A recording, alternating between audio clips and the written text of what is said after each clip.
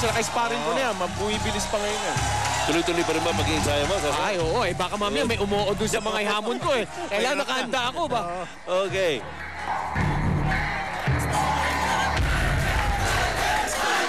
Oy, 30 pesos lang. May diskarte ka na. TM, Diskarte Sim.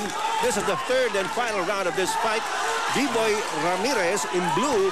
Michael Roy Hornales in red. Whoa, counter na naman ni Michael Roy Hornales. Well, sa tansya ko rito lamang itong si Hornales dito sa laban na to. Pero mukhang hindi rin nagpapabaya itong si B-Boy. Well, nakikita natin siya pa rin ang sumusugod dito, si B-Boy Ramirez, dahil gusto niya makahabol. Kaya natin nag-counter. Ang galing kumounter ni Michael Roy Hornales. Nakaporma kaagad yung Hornales. May body shot pa. May combination itong si Hornales. Yun ang kagandahan sa Doon mo makikita na talagang dating nagma-martial arts ito dahil may forma siya eh. Pag suntok niya, nakakabalik agad. That's right. Tsaka yung timing. Yung timing. Yung timing ito. Sanay sa labanan to.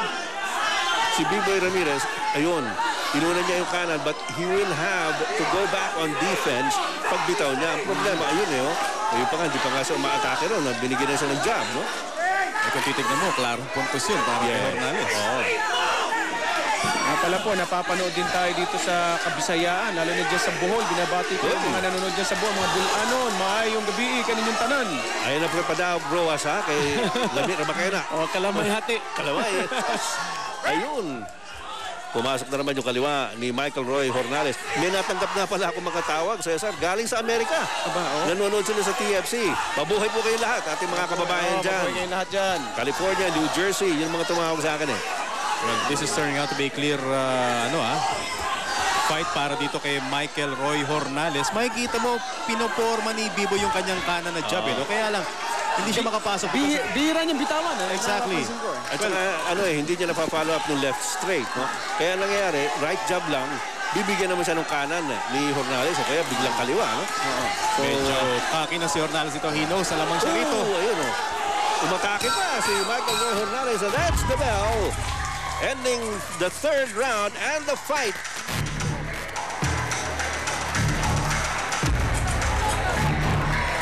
Ito, panoorin natin ang mga eksena sa round 1.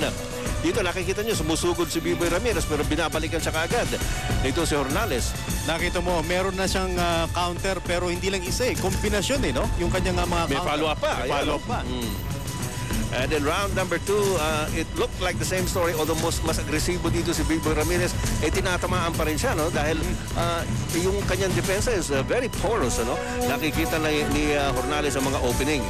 Ito pasugod pa, Alam mo, I have a feeling na talagang pinag-aralan ni Hornales, hindi lamang yung kanyang kalaban, kundi yung rules, no? Because he knows na puntusan ito, no? So, bato ka lang ng bato, basta tumama yan, clear points yan para sa'yo.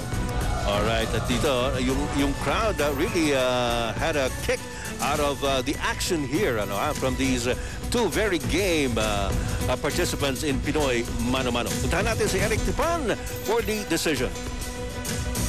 Pagkatapos ng 3 rounds, ang ating tatlong judges ang nagbigay ng final score na 63-37 ang nagwagi on point sa ikalawang duelo ng Pinoy Mano-Mano at aakyat sa semifinals ay Michael Roy Hornales!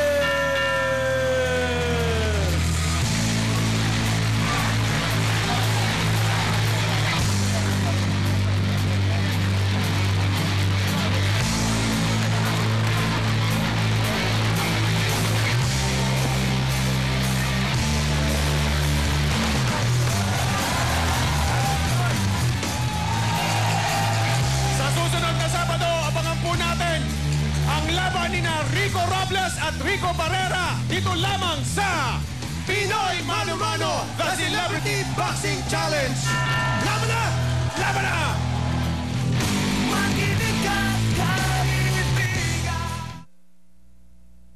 Ang pinagkakatiwalaan, ABS-CBN News and Current Affairs. Panig sa katotohanan.